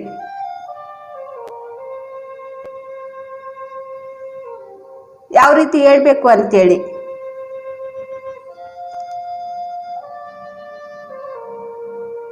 ಒಂದು ಗಂಟೆವರೆಗೂ ಕೂಡ ಅವ್ರಿಗೆ ಉಸಿರನ್ನೇ ಗಮನಿಸ್ತಾ ಇರಿ ಅಂತೇಳಿ ಇಷ್ಟು ಹೇಳಿನೇ ಅವ್ರಿಗೆ ಆ ಒಂದು ತುಂಬ ಚೆನ್ನಾಗಾಯ್ತು ಅಂತ ಅವರು ಏನು ಹೇಳ್ತಾ ಇದ್ರು. ಆಗ ನನಗೆ ಅದು ಸಮಾಧಾನ ಕೊಡ್ತು. ಆವಾಗ ನನಗೆ ಗೊತ್ತಾಯ್ತು, ನಮ್ಮ ಹೋಮ್ವರ್ಕನ್ನು ನಾವೇ ಮಾಡಬೇಕು, ಮತ್ತು ಬೇರೆಯವ್ರ ಹೋಮ್ವರ್ಕನ್ನು ಕೂಡ ನಾವು ಮಾಡಿಕೊಡ್ಬಾರ್ದು. ಅವ್ರ ಕೆಲಸ ಅದು ಅವರೇ ಮಾಡಬೇಕು, ಇದು ನನ್ನ ಕೆಲಸ, ಇದು ನಾನೇ ಮಾಡಬೇಕು.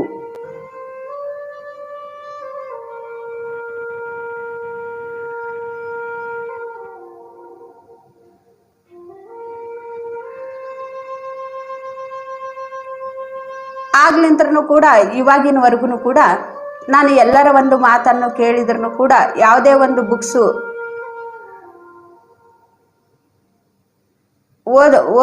ನನಗೆ ಓದೋದು ಅಭ್ಯಾಸ ಇಲ್ಲ. ಆದ್ರೂ ಕೂಡ ಏನೋ ಒಂದು ಯಾವಾಗಲೂ ಒಂದು ಬುಕ್ ಹಿಡ್ಕೊಂಡು ಕೂತ್ಕೊಂಡ್ರೂ ಕೂಡ ನನಗೆ ಅದರಲ್ಲಿರೋದು ಯಾವುದನ್ನು ನನಗೆ ಬೇಕು ಅದನ್ನು ಮಾತ್ರ ನಾನು ತಗೊಳ್ತೀನಿ. ಆವಾಗ ಫಸ್ಟು ಸ್ಟಾರ್ಟಿಂಗ್ನಲ್ಲೇ ನಾನು ಸ್ವಲ್ಪ ಓದ್ತಾ ಇದ್ದೆ, ಸ್ವಲ್ಪ ಅದೇ ಅರ್ಧ ಪೇಜು 1 ಪೇಜ್ ಅಷ್ಟೇ. ಅದಕ್ಕಿಂತ ನಾನು ಯಾವತ್ತೂ ಕೂಡ ಹೆಚ್ಚಿಗೆ ಓದಿಲ್ಲ ಕೂಡ. ಆದರೆ ಕೇಳ್ತಾ ಇದ್ದೆ ಪ್ರವಚನಗಳನ್ನೆಲ್ಲ. ಆಮೇಲೆ ಕೇಳೋದಕ್ಕೆ ಹೋದೆ. ಪ್ರವಚನಗಳನ್ನು ಕೂಡ ಫಸ್ಟು ನಾನು ಕೇಳ್ತಾ ಅದನ್ನು ಕೂಡ ಒಂದೊಂದು ಸತಿ ನನಗೆ ಇಷ್ಟ ಆಗ್ತಾ ಇತ್ತು, ಒಂದೊಂದು ಸತಿ ನಾನು ಇನ್ನೂ ಮುಂದೆ ತಿಳ್ಕೊಬೇಕು ಅಂತೇಳಿ ಆ ರೀತಿ ಅನ್ನಿಸ್ತಾ ಇತ್ತು.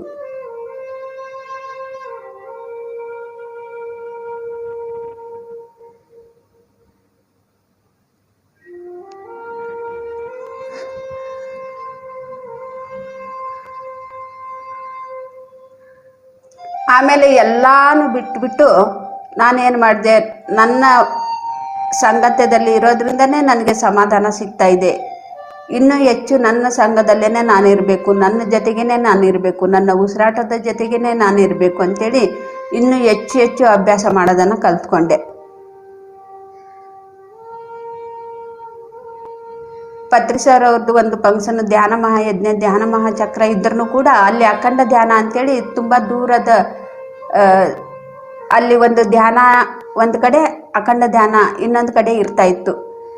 ನಾನು ಇಲ್ಲಿಂದ ಅಲ್ಲಿವರೆಗೂ ಧ್ಯಾನದ ಫಂಕ್ಷನ್ಗೆ ಹೋದ್ರೂ ಕೂಡ ನಾನು ಅಲ್ಲಿ ಆ ಜಾಗದಲ್ಲಿ ಕೂತ್ಕೊಳ್ತಾ ಇರಲಿಲ್ಲ. ಅಖಂಡ ಧ್ಯಾನ ಸಪ್ರೇಟಾಗಿ ಮಾಡಿರ್ತಾ ಇದ್ರು, ಅಲ್ಲಿಗೆ ಹೋಗಿ ಕೂತ್ಕೊಂಡ್ಬಿಡ್ತಾ ಇದ್ದೆ.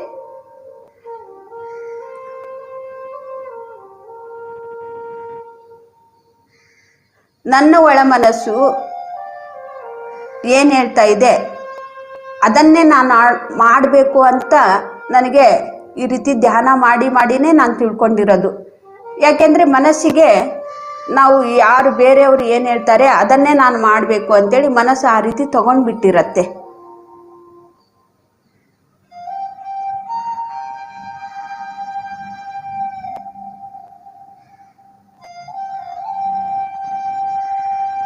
ಅವ್ರು ಹೇಳಿದ್ದನ್ನೇ ನಾನು ಮಾಡಬೇಕು ಅಂಥೇಳಿ. ಹಾಗೆ ನಾನು ಕೂಡ ಅದನ್ನೇ ನನ್ನ ಒಳಗಡೆ ಅದನ್ನೇ ಇತ್ತು, ಬೇರೆಯವರು ಏನು ಹೇಳ್ತಾರೆ ಅದನ್ನೇ ನಾನು ಮಾಡಬೇಕು ಅಂಥೇಳಿ.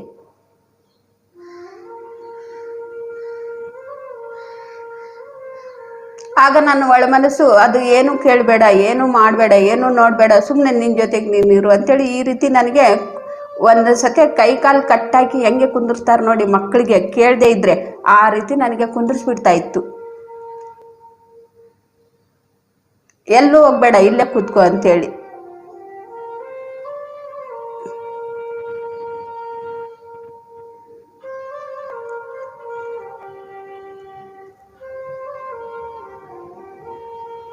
ಒಂದು ಸ್ಥಿತಿಗೆ ಬಂದಮೇಲೆ ಇವಾಗ ನನಗೆ ಆ ರೀತಿ ಯಾವುದು ಕೂಡ ಗೊಂದಲ ಆಗೋದಿಲ್ಲ. ಇವಾಗ ನನಗೆ ಗೊತ್ತಾಯಿತು ನನ್ನ ಒಳ ಮನಸ್ಸು ಏನು ಹೇಳುತ್ತೆ ಅದನ್ನೇ ನಾನು ಮಾಡಬೇಕು ಅಂಥೇಳಿ. ಇವಾಗ ಬೇರೆ ಎಲ್ಲಾದರೂ ಕೂಡ ಕ್ಲಾಸ್ಗಳನ್ನು ಕೇಳ್ತಾ ಇದ್ರೂ ಕೂಡ, ಬೇರೆಯವರ ಅನುಭವಗಳನ್ನು ಹೇಳ್ತಾ ಇದ್ರೂ ಕೂಡ ನಾನು ಸುಮ್ಮನೆ ಕೇಳ್ತಾ ಇರ್ತೀನಿ. ಇವಾಗ ನನಗೇನು ಕೂಡ ಗೊಂದಲ ಅನ್ನೋದು ಇರೋದಿಲ್ಲ. ಇಲ್ಲ, ಇವಾಗ ಸುಮ್ಮನೆ ಕೇಳ್ತಾ ಇರ್ತೀನಿ. ಅವ್ರು ಏನು ಹೇಳ್ತಾ ಇದ್ದಾರೆ ಅವ್ರ ಅನುಭವಗಳನ್ನು ನಾನು ಕೇಳ್ತಾ ಇರ್ತೀನಿ.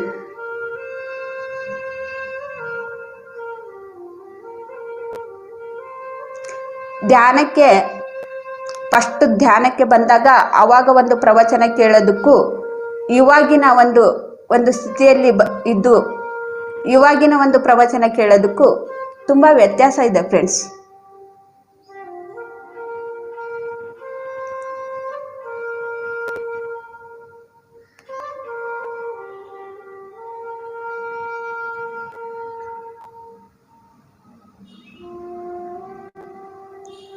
ಆದರೆ ನಮಗೆ ಬೇಕೇ ಬೇಕು. ಫಸ್ಟು ಪ್ರವಚನ ಇದು ಎಲ್ಲ ಸಂಘದಲ್ಲಿ ಇದ್ದು ನಾವು ಕೇಳಬೇಕು. ಫಸ್ಟು ನಮಗೆ ಏನು ಮಾಡಬೇಕು ಏನು ಅಂಥೇಳಿ ಯಾವುದು ಕೂಡ ಗೊತ್ತಿರೋದಿಲ್ಲ. ಅದು ಕೇಳ್ತಾ ಧ್ಯಾನಾಭ್ಯಾಸ ಮಾಡೋದ್ರಿಂದ ನಮಗೆ ಇದು ಬರುತ್ತೆ. ಎಲ್ಲ ಸುಮ್ಮನೆ ಕೇಳೋದ್ರಿಂದ ಏನು ಬರೋದಿಲ್ಲ, ನಮಗೇನು ಕೂಡ ಸಿಗೋದಿಲ್ಲ. ಕೇಳೋದ್ರಿಂದ ಅಭ್ಯಾಸದಿಂದನೇ ಇದು ಎಲ್ಲ ಸಾಧ್ಯ ಆಗತ್ತೆ.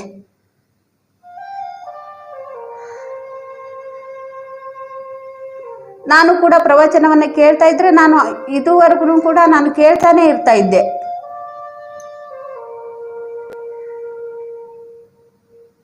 ಅಲ್ಲಿ ಕೇಳಿರೋದನ್ನ ಅಲ್ಲೇ ಬಿಟ್ಟು ಬರ್ತಾ ಇದ್ದೆ. ನನ್ನ ಒಂದು ಸಾಧನೆಯನ್ನ ನಾನು ಮುಂದುವರಿಸ್ತಾ ಇರಲಿಲ್ಲ, ನನ್ನ ಬಗ್ಗೆ ನಾನು ತಿಳ್ಕೊಳ್ತಾ ಇರಲಿಲ್ಲ.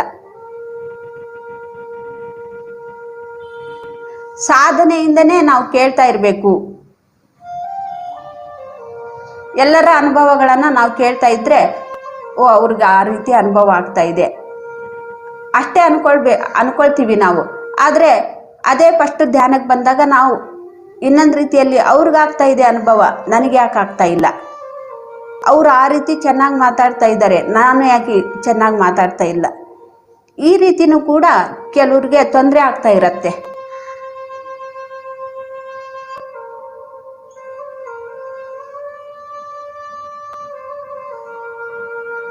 ಆದರೆ ನನಗೆ ಯಾವ ರೀತಿ ತೊಂದರೆ ಆಗ್ತಾ ಇತ್ತು ಅಂದರೆ, ಅವ್ರಿಗೆ ಅನುಭವ ಆಗ್ತಾ ಇದೆ ಅಂತೇಳಿ ನನಗೆ ಅದು ಏನು ಕೂಡ ಮೈಂಡಲ್ಲಿ ಇಲ್ಲಿ ಇರ್ತಾ ಇರಲಿಲ್ಲ. ನಾನು ಇಲ್ಲಿ ಪೂಜೆ ಪುನಸ್ಕಾರ ಮಾಡ್ತಾ ಇದ್ದೆ. ಅವರು ಪೂಜೆ ಬೇಡ ಅಂತ ಯಾರಾದರೂ ಹೇಳಿದರೆ ಅದನ್ನು ನಾನು ಮನಸ್ಸಿಗೆ ತಗೊಂಡ್ಬಿಡ್ತಾ ಇದ್ದೆ. ಅವ್ರು ಪೂಜೆ ಬೇಡ ಅಂತ ಹೇಳ್ತಾ ಇದ್ದಾರೆ,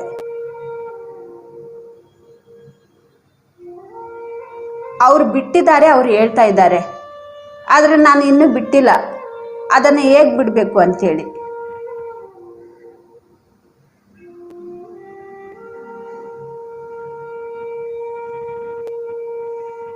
ಆದರೆ ನಾನು ಧ್ಯಾನಕ್ಕೆ ಬರೋಕ್ಕಿಂತ ಮೊದಲೇ ನಾನು ಅದ್ರ ಒಂದು ಪೂಜೆನೇ ಬೇಡ ಅಂತೇಳಿ ಬಿಟ್ಬಿಟ್ಟಿದ್ದೆ. ಆದರೆ ಯಾವುದೋ ಒಂದು ಹಬ್ಬ ದಿನಗಳಲ್ಲಿ ಪೂಜೆ ಮಾಡಬೇಕಲ್ವ, ಆ ವ್ರತಗಳನ್ನು ಮಾಡಬೇಕು, ಆ ಪೂಜೆಗಳನ್ನು ಮಾಡಬೇಕು, ಅದನ್ನಾದರೂ ಒಂದು ಮಾಡೋಣ ಅಂಥೇಳಿ.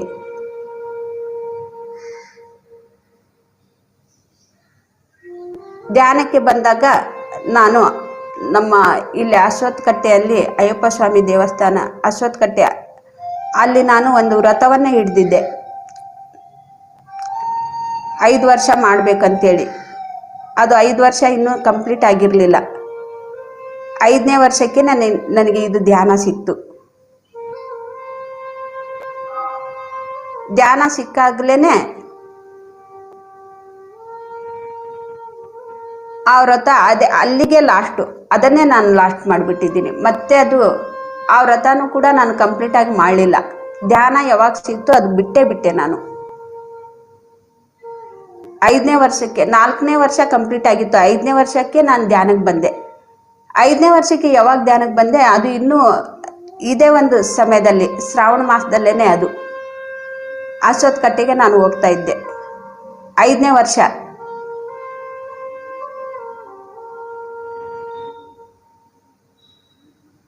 ಆವಾಗ ನಾನು ಧ್ಯಾನವನ್ನು ಮಾಡಿ ಆವಾಗಲೇ ನಾನು 5ನೇ ವರ್ಷದಲ್ಲಿ ಧ್ಯಾನಕ್ಕೆ ಬಂದುಬಿಟ್ಟಿದ್ದೀನಿ. ಧ್ಯಾನ ನನಗೆ ಏನು ಹೇಳ್ತು ಅಂದರೆ, ನೀನು ಒಂದು ತೊಟ್ಟು ನೀರು ಸಹಿತ ಕುಡಿಬಾರ್ದು ಅಂಥೇಳಿ, 5 ದಿನ ಇದೇ ರೀತಿಯೇ ನೀನು ಧ್ಯಾನ ಮಾಡು ಅಂಥೇಳಿ. ಆವಾಗ ನಾನು ವ್ರತ ಬೇರೆ ಹಿಡ್ದಿದ್ದೀನಿ, ಅಲ್ಲಿಗೆ ಹೋಗಲೇಬೇಕು.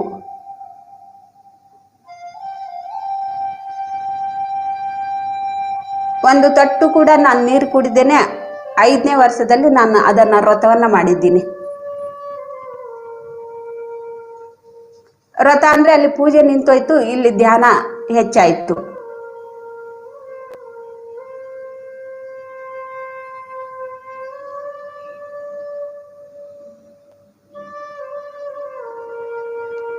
ಹಾಗೆ ನನಗೆ ಧ್ಯಾನಕ್ಕೆ ಬಂದ ಮೇಲೆ ನನ್ನ ಒಂದು ಒಳಮನಸ್ಸು ಏನು ಹೇಳ್ತಾ ಇತ್ತು ಅದನ್ನು ಮಾತ್ರ ನಾನು ಕೇಳಬೇಕು ಅಂತೇಳಿ ಸುಮಾರು ವರ್ಷಗಳಾದಮೇಲೆ ನನಗೆ ಗೊತ್ತಾದಮೇಲೆ ನಾನು ಆಗ್ಲಿಂದ್ರೂ ಕೂಡ ಈಗಿನವರೆಗೂ ಕೂಡ ಅದು ವ್ರತ ಬಿಟ್ಬಿಟ್ಟೆ, ಎಲ್ಲ ಪೂಜೆ ಪುನಸ್ಕಾರ ಬಿಟ್ಬಿಟ್ಟೆ, ಎಲ್ಲನೂ ಬಿಟ್ಬಿಟ್ಟೆ ಅಂಥೇಳಿ ನನಗೆ ಅವಾಗ ಸ್ವಲ್ಪ ಇದು ಆಗ್ತಾಯಿತ್ತು, ತೊಂದರೆ ಆಗ್ತಾಯಿತ್ತು. ಈ ಕಡೆ ಹೊರಗಿನ ಪ್ರಪಂಚದವರು ಪೂಜೆ ಪುನಸ್ಕಾರ ಮಾಡಬೇಕು, ಬಿಡಬಾರ್ದು, ಹಾಗೆ ಹೀಗೆ ಅಂಥೇಳಿ ಈ ಕಡೆ ಒಂದು ಕಡೆ ಹೇಳ್ತಾ ಇದ್ರು. ಇನ್ನೊಂದು ಕಡೆ ನನ್ನ ಒಳ ಮನಸ್ಸು ಪೂಜೆ ಪುನಸ್ಕಾರ ಮಾಡೋದಕ್ಕಿಂತ ನಿನ್ನ ಜೊತೆಗೆ ನೀನಿರು, ನಿನ್ನ ಉಸಿರಾಟದ ಜೊತೆಗೆ ನೀನು ಇರು ಅಂಥೇಳಿ ಇನ್ನೊಂದು ಕಡೆ ಇದು ನನ್ನ ಒಳ ಮನಸ್ಸು ನನಗೆ ಹೇಳ್ತಾ ಇತ್ತು.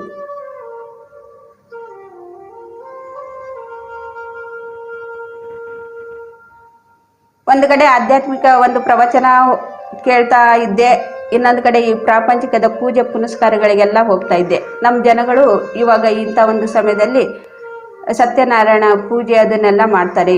ಈ ಸಮಯದಲ್ಲಿ ತುಂಬ ವ್ರತಗಳನ್ನು ಮಾಡ್ತಾರೆ. ಈ ಒಂದು ತಿಂಗಳಲ್ಲಿ ಯಾರು ಕೂಡ ಅಂದರೆ ಸ್ವಲ್ಪ ಜನ ಏನೋ ಒಂದು ಮಾಂಸ ಕೂಡ ಮನೆಗೆ ತರೋದಿಲ್ಲ, ಯಾವುದು ಕೂಡ ತರೋದಿಲ್ಲ. 1 ತಿಂಗಳು ಮಾತ್ರ ಸಸ್ಯಾಹಾರಿ ಆಹಾರವನ್ನೇ ತಗೊಳ್ತಾ ಇರ್ತಾರೆ.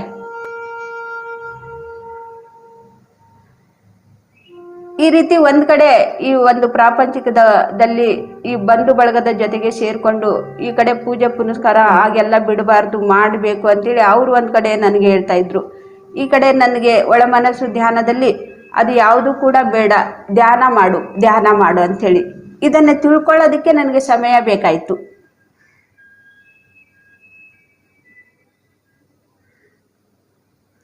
ಇವಾಗ ನಾನು ಯಾವುದು ಕೂಡ ಮಾಡೋದಿಲ್ಲ, ಪೂಜೆ ಪುನಸ್ಕಾರ ಮಾಡೋದಿಲ್ಲ. ಆದ್ರೆ ನಮ್ಮ ಮನೆಯಲ್ಲಿ ದಿನಾಲೂ ಹಬ್ಬದ ಊಟನೇ, ದಿನಾಲೂ ಸಿಹಿ ಊಟ, ಹಬ್ಬದ ಊಟನೇ ಇರತ್ತೆ.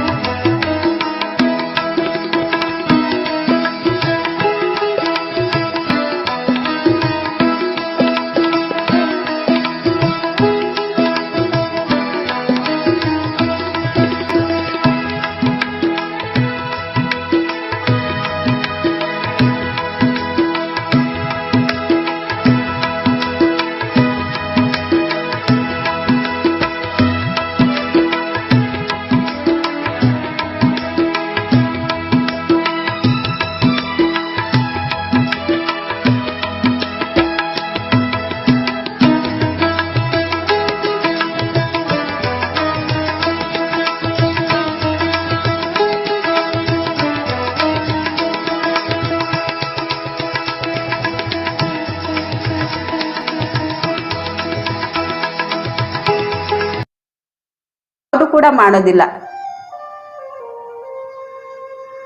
ಪೂಜೆ ಪುನಸ್ಕಾರ ಮಾಡೋದಿಲ್ಲ. ಆದ್ರೆ ನಮ್ಮ ಮನೆಯಲ್ಲಿ ದಿನಾಲೂ ಹಬ್ಬದ ಊಟನೇ, ದಿನಾಲೂ ಸಿಹಿ ಊಟ, ಹಬ್ಬದ ಊಟನೇ ಇರತ್ತೆ.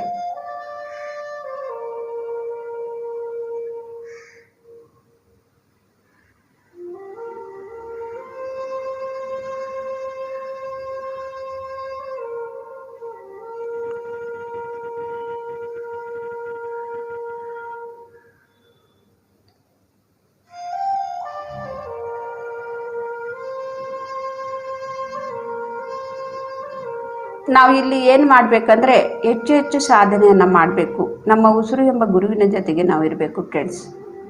ಬೇರೆ ಯಾರ ಮಾತನ್ನು ಕೂಡ ನಾವು ಕೇಳಬಾರ್ದು. ನಮ್ಮ ಮನಸ್ಸು, ನಮ್ಮ ಒಳ ಮನಸ್ಸು ಏನು ಹೇಳ್ತಾ ಇದೆ ಅದನ್ನೇ ನಾವು ಕೇಳಬೇಕು, ಅದನ್ನೇ ನಾವು ಮಾಡಬೇಕು. ಹಾಗಾಗಿ ನಾನು ಪ್ರತಿ ಸತಿ ನಾನು ಏನು ಹೇಳ್ತಾ ಇದ್ದೀನಿ ಅಂದರೆ, ಇದು ಕೇವಲ ನನ್ನ ಅನುಭವ ಮಾತ್ರ. ನಿಮ್ಮ ಒಳ ಮನಸ್ಸು ಏನು ಹೇಳುತ್ತೆ ಅದನ್ನೇ ನೀವು ಮಾಡಿ, ನೀವು ಹಾಗೇ ಇರಿ. ನಿಮ್ಮ ಒಳ ಮನಸ್ಸು ಏನು ಹೇಳ್ತಾ ಇದೆ ಹಾಗೆ ನೀವು ಜೀವಿಸೋದನ್ನು ಕಲ್ತ್ಕೊಳ್ಳಿ.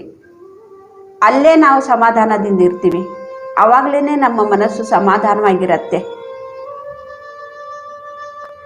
ಕೆಲವ್ರ ಮಾತು ಕೇಳಿದ ತಕ್ಷಣವೇ ಅವ್ರ ಮಾತು ನಮಗೆ ಕೇಳಬೇಕು, ಅವ್ರ ಮಾತು ನಮಗೆ ಕೇಳಬೇಕು, ಅವ್ರು ಸರಿಯಾಗಿ ಹೇಳ್ತಾ ಇದ್ದಾರೆ, ನನಗೆ ಬೇಕಾಗಿರೋದನ್ನು ಹೇಳ್ತಾ ಇದ್ದಾರೆ ಅಂಥೇಳಿ ಆವಾಗಲೂ ಕೂಡ ನಮಗೆ ಅನಿಸತ್ತೆ, ಅದು ನಮಗೆ ಬೇಕಾಗಿರತ್ತೆ.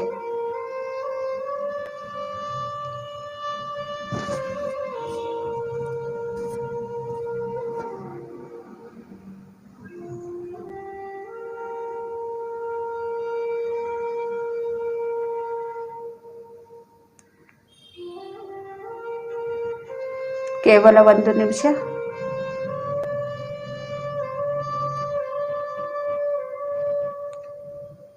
ಧ್ಯಾನದಿಂದ ನಾವು ಸಹಜ ಸ್ಥಿತಿಗೆ ಬರೋಣ ಫ್ರೆಂಡ್ಸ್.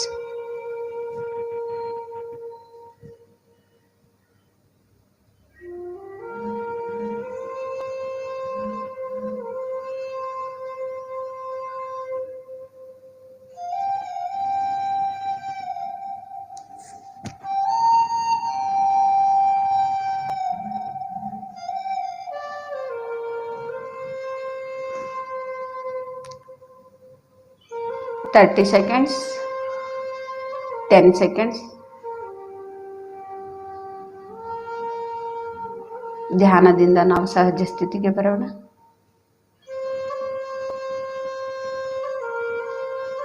ಓಕೆ ಮಾಸ್ಟರ್ಸ್, ನಿಮ್ಮ 2 ಕೈಗಳನ್ನು ಬಿಡಿಸಿಕೊಂಡು ಕಣ್ಣಿನ ಮೇಲೆ ಇಟ್ಕೊಳ್ಳಿ. 5 ಸೆಕೆಂಡ್ಸ್.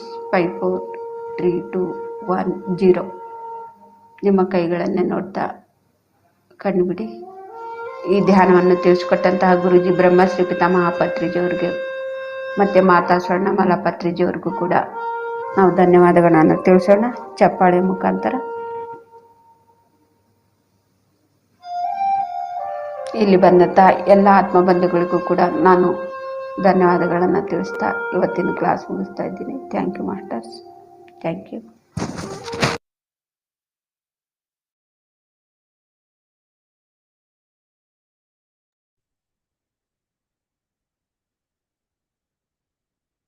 Thank you masters.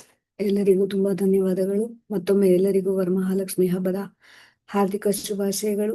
ಈ ದಿನ ತುಂಬಾ ಹೆಚ್ಚು ಹೆಚ್ಚು ಎನರ್ಜೀಸ್ ಇರುತ್ತೆ. ಇವಾಗ ತಾನೇ ಮೇಡಮ್ ಹೇಳೋದು, ಧ್ಯಾನನ ಪೂಜೆನ ಈ ಒಂದು ಗೊಂದಲ ಬೇಡ, ನಿಮ್ಮ ಅಂತರ್ವಾಣಿ ಹೇಗೆ ಹೇಳುತ್ತೆ ಹಾಗೆ ಕೇಳ್ತಾ ಕೇಳ್ತಾ ನಮ್ಮ ದಿನವನ್ನ ಇದ್ ಮಾಡೋಣ. ಹೇಗೆ ನಾವು ಒಂದು ಹಬ್ಬದ ಅಡಿಗೆಗೆ, ಹಬ್ಬಕ್ಕೆ ತಯಾರಿಗೆ, ಆಮೇಲೆ ಹಬ್ಬ ಅಂತ ಹೇಳಿ ಎಷ್ಟು ನಾವು ಹೆಚ್ಚು ಕಾಲವನ್ನ ಕೊಡ್ತೀವಿ, ಹಾಗೇನೆ ಧ್ಯಾನಕ್ಕೆ ಕೂಡ ಇವತ್ತು ಹೆಚ್ಚು ಒಂದು ಸಮಯಾವಕಾಶವನ್ನ ಕೊಡೋಣ. ಸಮಯ ಕಡಿಮೆ ಇರುತ್ತೆ, ಕೆಲಸಗಳಿರುತ್ತೆ ಗೊತ್ತು, ಆದ್ರೂನು ಇವತ್ತು ತುಂಬಾ ಮಹತ್ವದ ದಿನ. ಆ ಮಹಾಲಕ್ಷ್ಮಿಯೊಂದಿಗೆ ಅಂತರ್ಮುಖಿಯಾಗಿ ನಾವು ಆಕೆಯನ್ನ ಸಂಧಿಸ್ತಾ, ಆಕೆನ ನಾವು ಮನನ ಮಾಡ್ಕೊಳ್ತಾ, ನಮ್ಮಲ್ಲಿ ಆ ಮಹಾಲಕ್ಷ್ಮಿಯನ್ನ ನಾವು ತುಂಬಿಸ್ಕೊಳ್ಳೋಣ ಅಂತ ಹೇಳ್ತಾ ಈ ದಿನದ ಕ್ಲಾಸ್ನ ಮುಗಿಸೋಣ ಮಾಸ್ಟರ್ಸ್. ಮತ್ತೊಮ್ಮೆ ಎಲ್ಲರಿಗೂ ವರಮಹಾಲಕ್ಷ್ಮಿ ತನು ಮನ ಧನವನ್ನ ಕೊಟ್ಟು ಅಂತರ್ ದರ್ಶನವನ್ನ ಕೊಡ್ಲಿ, ಮುಕ್ತಿಯ ಮಾರ್ಗದ ಕಡೆ ನಮ್ಮನ್ನೆಲ್ಲ ಆಕೆ ಕರ್ಕೊಂಡು ಹೋಗ್ಲಿ ಅಂತ ಕೇಳ್ತಾ ಹಬ್ಬದ ಶುಭಾಶಯಗಳು ಮಾಸ್ಟರ್ಸ್. Thank you. ನಾಳೆ ಬೆಳಗ್ಗೆ 5 ಗಂಟೆಗೆ ಜಾಯ್ನ್ ಆಗಿ. Thank you ma'am, thank you very much.